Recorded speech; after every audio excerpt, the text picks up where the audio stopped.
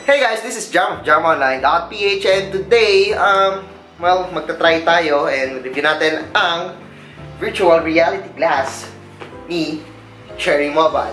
Yes, Cherry Mobile has joined the VR industry by releasing their own VR glasses, and I'm really curious on how this one works. Well, I know how it works. I have 3 VR headsets, but I'm curious about this one kasi this one is from Cherry Mobile. And it's kind of the same do sa VR Box 2. Actually, I have the VR Box 2. It actually has the same feel, and gusto ko malaman kung ano bang meron pa dito. Well, of course, you need a smartphone na may Google Cardboard app or any VR app. And yeah, let's unbox and let's take a closer look on the Cherry Mobile VR. Okay guys, so unbox na natin ang Cherry Mobile VR.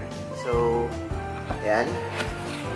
So, makikita natin sa loob. So, we got the head straps here. Yan, head straps yan. Mamaya ayusin ko yan kung paano. Makikita nyo kung paano siya mamaya. And then, we have the Cherry Mobile VR along with the controller. May kasama siyang controller. So, let's open the plastic.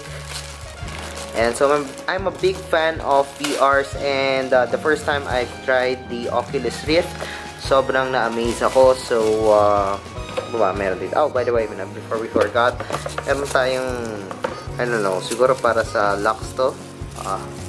Something like that. Okay, so mamaya, ilalagay ko siya.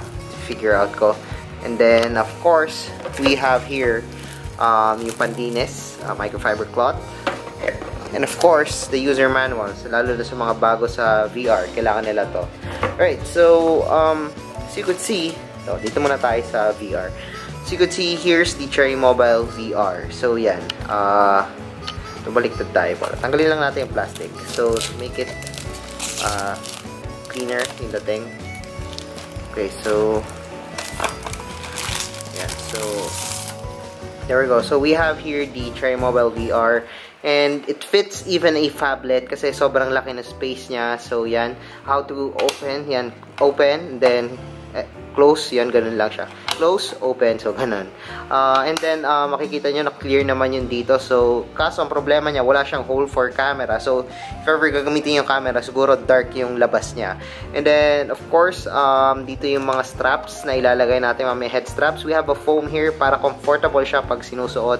And then, of course, meron tayo dito ng mga lens sa para makita natin, ma-view natin yung VR content sa phone natin. And of course, meron tayong nag-a-adjust. So, if depende sa ano nyo, sa preference nyo, if gusto nyo ba nasa left or right yung lens. And then, kung gusto nyo ilapit or gusto nyo ilayo. So, napapansin nyo naman. So, yun. Yung comfortability ng paggamit niya, depende yan sa tao. So, sa akin, gusto ko mas malapit. And, if gusto nyo walang pumasok talaga ilaw, ilapit nyo sa inyo yung lens and dapat matangos yung ilong nyo para pumango dito. So, mamaya matatry ko kung okay ba siya sa akin. Pero so far, I'm amazed na meron pala si Cherry Mobile na ganito. It's actually quite good for a VR headset. So, wait nyo lang ako and I'll fix dito and then I'm gonna show you a demo of the Cherry Mobile VR. Okay, so we have set up the Cherry Mobile VR. As you could see, nilagay ko na yung headbands dito para pwede siyang malagay sa ulo ko mamaya. Papakita ko rin sa inyo yun. And of course, binasa ko na rin yung manual and how does the VR works. Alam ko na, pero para sa inyo, so yan. Kailangan nyo muna mag-download ng VR app. The best siguro to download is the Cardboard app from Google. And we also have yung adjusting na headbands, visual accommodation button, the one that I'm talking about kanina dito sa baba. And of course yan, yung mga hook, front buckle, breathable design, blah blah blah, headband hook. Mamaya pag-usapan natin yung design after nito. So, this product specification can handle from 4-inch na device, which is an iPhone 5s, up to a 6.5-inch device. So, most probably, kaya niya gamitin yung sa Flare XL2 nyo, which is a 6-inch device. Pretty good siguro for VR, although hindi siya Full HD resolution, so medyo annoying siya pag nag-VR ka na. So, again, we have saw the design kanina. So, nakita nyo naman, we have the foam here. It's very, very comfortable. I've tried it kanina. We have the lens dito and then sa ilalim, the adjustable design. And one advantage na meron si Cherry Mobile VR na wala yung iba is it has this breathable design. Sabi nga nung kanina. Because pag nag-VR ka, maraming sensors ginagamit. Most of the time, umiinit talaga yung smartphone nyo. Nakabukas pa yung display. Then, probably pag Wi-Fi pa, or Bluetooth, or whatever, most probably gamitin natin yung Bluetooth kasi meron tayong controller. So, medyo mas mag-iinit talaga yung smartphone. So, mamaya I'm gonna show you my Nexus 6P. That is my biggest smartphone right now.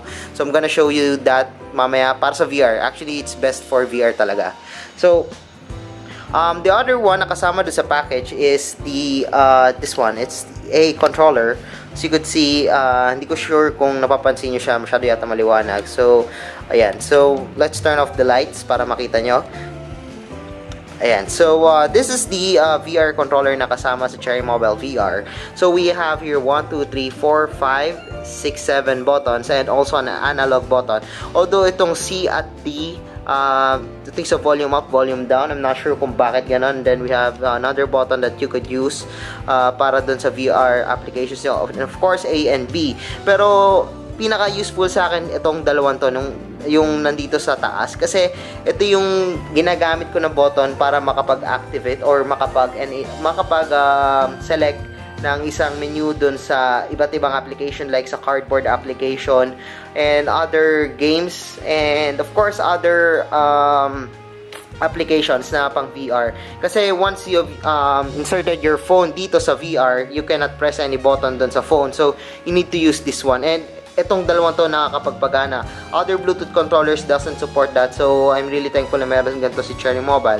Although, medyo may problema lang ibang buttons dito. Hindi siya magagamit sa ibang application. So, yeah. Ito yung pinaka-the best.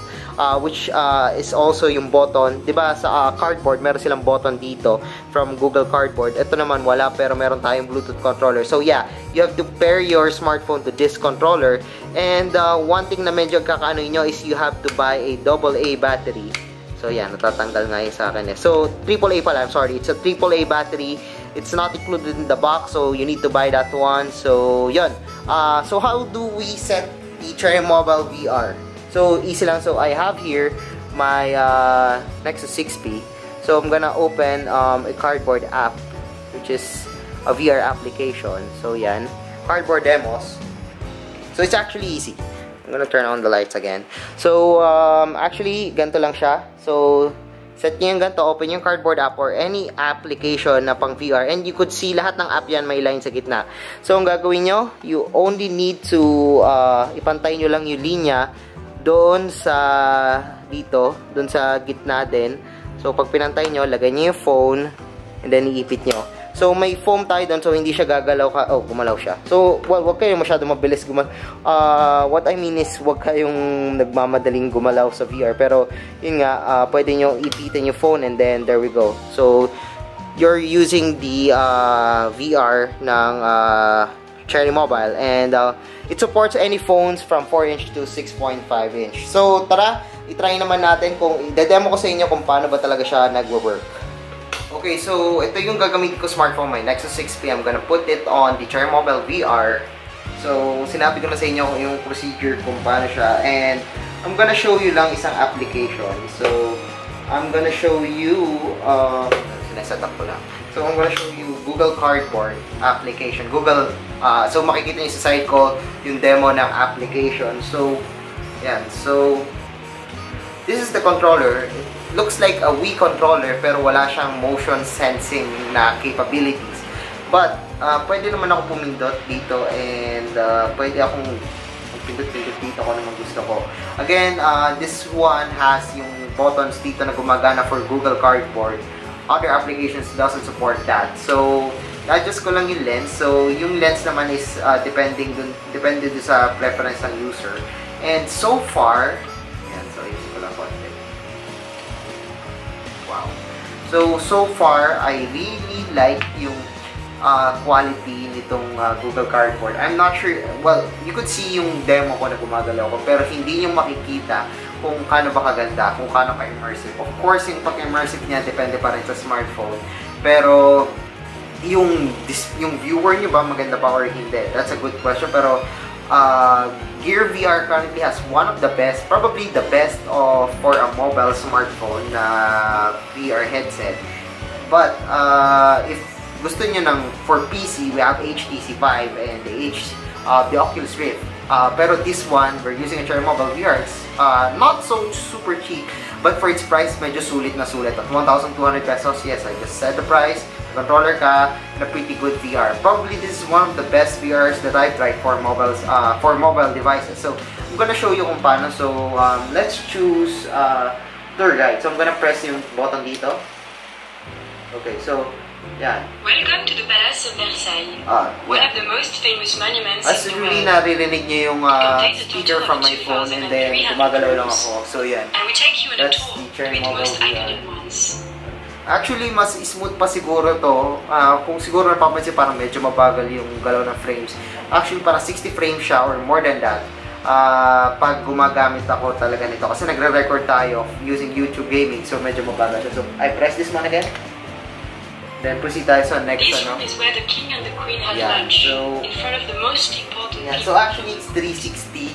And marami Now, talaga tayong pwedeng on the right gawin. side, So, behind next. you, Ayan, so... this very famous painting shows the last queen of Versailles and her 3 children.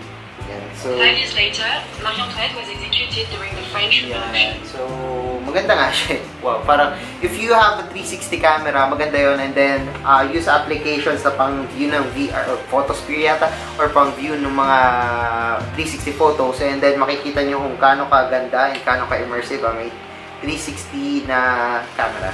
So, yan, press again. Yan, We are so, now in the king's bedroom, press again. in the center of the palace. Okay, so may napindot. Each morning, the king will may wake napindot up ako. in front of the whole court and be Okay, dressed so, up in back, public. yan, so yan.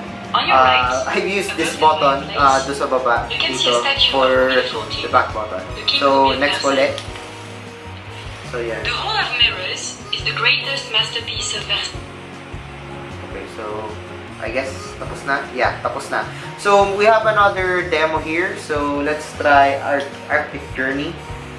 Yan, so okay, so antayin lang natin. This one is much better, yung Arctic Journey. Ito yung pinakabago na addition sa Google Cardboard application. So play all. There we go. So yan. So, makikita yung pinipindot ko lang. So, makikita nyo yung parang press the button. Same lang siya dito sa button nandito. And then, tututok ko lang dito sa wolf. Press the button. Then, it activates yung command. Pretty good. This one is really awesome. Kasi hindi lahat talaga ng controller yung susupport ng ganito. So, in VR, you can fly. Yes, I could. Yes, I can. So, yan. Okay, so makikita nyo siguro sa screens nyo, dalawa yung display. It's because na yung isa is for the left eye, the other one is for the right eye. So yan, pinutin ko na naman for this bird. Yan, so we can fly. Yeah. Yeah, there we go. So, you've seen kung paano ba nagwo-work to. This is just amazing. Yan, so I really like VRs talaga, VR headsets. And this is really the future. So how do I exit this cardboard application? All you need to do is to do this, and then there we go. So nagagalaw lang talaga siya sa loob. So kailangan yung medyo siguro pandikit to smart or pang-ipit talaga para hindi ko muna siya sa left or sa right. Kaya siguro may kasama din ng plastic doon na plastic na parang pang-ipit doon sa box is para maipit niyo yung smartphone nyo na hindi siya gumalaw to left or right. Actually, hindi lang naman Google Cardboard. Sobrang init na phone ko because of the cardboard application. Actually, hindi lang naman yun yung pwede natin gamitin for our cardboard application. We can also use other cool na games like this one. I have this game called Crossy VR. It's like Crossy Road pero for VR. So yan, I'm gonna show that to you. Although hindi siya accurate, hindi maganda yung pagkaka-display niya. So, all you need to do, so if you want to search for VR games or applications, just go to Google Play, then search for cardboard or VR. So yan, I'm gonna show you lang dito sa VR, Crossy VR. So yan, medyo mabagal eh. So, I'm gonna press this one lang. And so, tututok ako. Oops. Oh, mali. Sorry. Okay, so, oops. Ayan. Oh, ayaw. Weird. It's weird na ayaw niya. Weird, it's weird. So, try natin other button. Alright, so ito pala, yung button. Isang button. So, yung button siya depende talaga sa application. So, although hindi siya nakadiretso, so kailangan ko mag-side view. So, nakikita nyo naman, may mga coaching dumadaan. Ayan, so, okay. So, baka mabangga ako. No, nabangga pa rin ako. Alright, so you get the point. And one thing na siguro na magugustuhan nyo dito sa VRs is watching movies. Actually, yeah. I'm gonna show you a movie, an application that lets me watch videos. So I have here the VR cinema something. So I'm actually watching Game of Thrones on VR, and this one, the Cherry Mobile VR, is probably one of the best na pwede natin gamitin for watching movies. So I'm gonna open application. Sorry. I'm gonna open from my gallery and watch. Probably if I have a video here, I'm not sure. So siguro I'll just watch. Okay, so our 360 video from. So yeah, it's a Facebook 360. So I'm gonna watch a 360 video that I took at Asus HQ. So yeah. Oh. Okay, so balik. Oh, sorry. So wait a minute.